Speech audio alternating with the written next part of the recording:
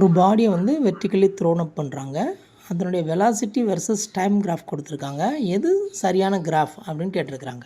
Vertically thrown அப் பாடிக்கு பார்த்தீங்க அப்படின்னு சொன்னீங்கன்னாக்கா அதனுடைய மேக்ஸிமம் ஹைட் பாயிண்டில் வெலாசிட்டி வந்து 0 ஆகணும். அப்போ அந்த வகையில் வந்து கிராஃப் ஏ வந்து 0 ஆகலை அந்த மேக்ஸிமம் ஹைட்டில். ஆகவே அது தப்பான கிராஃபு. அதே நேரத்துக்கு பார்த்திங்கன்னா பி கிராஃபில் மேக்ஸிமம் ஹைட்டில் வந்து 0 ஆகுது. அதுக்கப்புறம் டைம் வந்து திருப்பி அகைன் 0 ஆகுது. டைம் வந்து 0 ஆகிறதுக்கு அகைன் 0 ஆகிறதுக்கு வாய்ப்பு இல்லை. ஆகவே பியும் ஆன்சர் இல்லை. இப்போ 2 கேஸ் இருக்குது. ஒன்று சிலையும் வெலாசிட்டி 0 ஆகுது, டிலையும் 0 ஆகுது. இப்போ ஆன்சர் வந்து சி அல்லது டியாக தான் இருக்க முடியும். அப்படி பார்த்தோம்னு சொன்னாக்கா வெலாசிட்டி வந்து ஒரு வெக்டார் குவான்டிட்டி.